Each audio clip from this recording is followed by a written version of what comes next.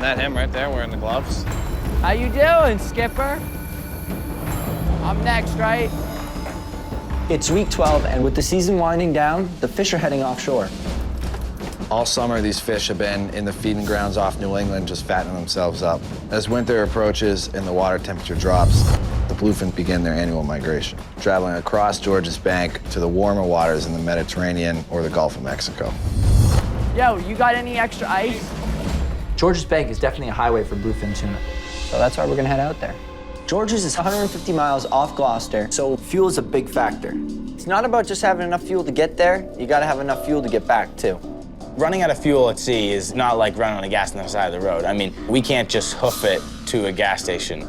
So far this season, we have 10 fish and .com has 10 fish. We're tied, but he has more money than us. So I'm gonna have to push it if I wanna regain the lead. Dude, we got a little teeny bit of fuel left. We're steaming in, and we have a fish on board. We tried to stick it out and see if we can't get another one, but our fuel supply is running pretty low. Getting a second fish would be great, but not if it means running out of fuel. You know, we risk our lives and the other fish on boat, and then we have nothing. Yeah, we just stayed out a little longer, tried to get another fish. You know, end up using more fuel by staying out there, and you know, we started steaming in, and we might have steamed in a little too quick, and I'm worried about my catch. I'm trying to get it to market. Anytime we catch a first fish, our thought immediately is, you know, number 2, number 3. And it always seems like a great idea, but what's really important in this situation is that you take into account the fact that you already have a catch on board, and to preserve the integrity of that catch that you already have is really your first priority. If you can get another fish within a reasonable time frame, that's awesome. But if not, you know, you gotta head for the dock. You gotta take care of your catch. Our fuel is definitely getting questionable for getting home. We're hoping that, based on our eyeball measurement, that we have enough fuel. I don't know. Definitely kind of a situation. This is supposed to be the end of our trip. You know, we got a fish, we're psyched about that, but, you know, this is not the way to end it. Oh my God, this is so incredibly painful.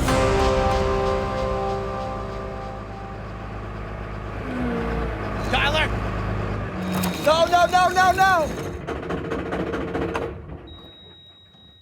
I can't believe we ran out of fuel. We have a tuna that's burning ice.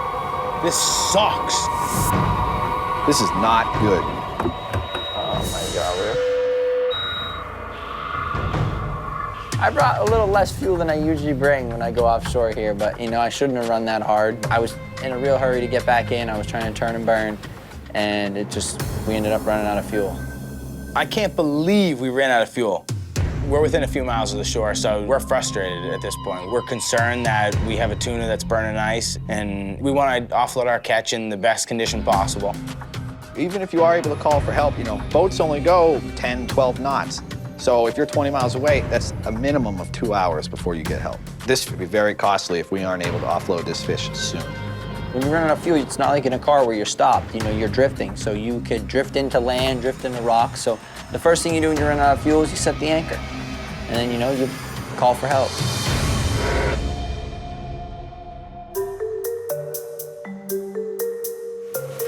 Yeah, Jay, just shovel the ice in the bait now.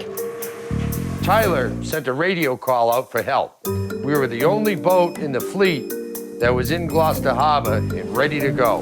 We grabbed some extra fuel and we're headed out to him right now. Tyler ran out of fuel, so we're gonna go hook him up with a couple of jugs of fuel to make sure he gets home all right. Now, a few jugs of fuel, it's worth 50 bucks or whatever, and that's not the point. The point will be, long after this happens, how he treats me. Will he help me catch a fish or two, maybe? This is where it starts when you learn to develop a working relationship with these new guys on the scene.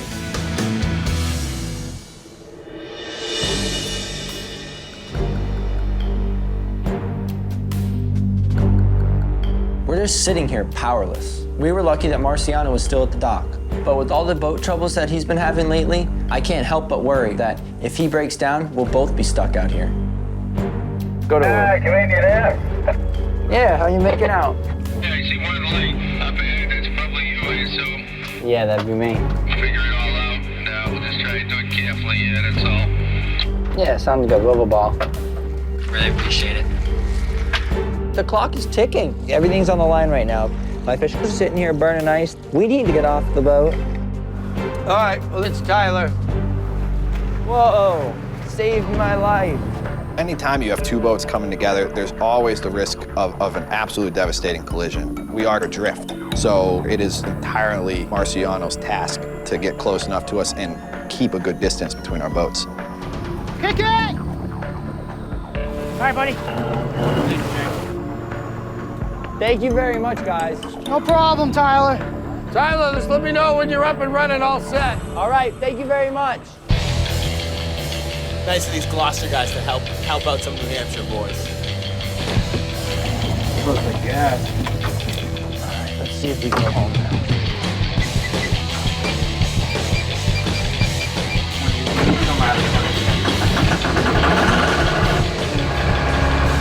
Okay.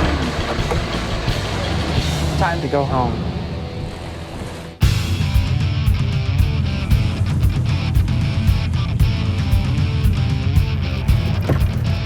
Y'all set?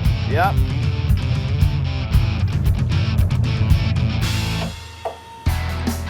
£303 dressed on the scale. He's a good looking fish for sure. Yeah, beautiful fish.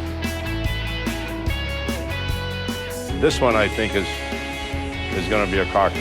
Beautiful tail color, nice core color, as much fat as you want to see. Tyler, that's an $18 fish. Nice. $18 a pound. Bombs up. That fish is gonna make the Pinwheel $5,400. It's a great day's pay.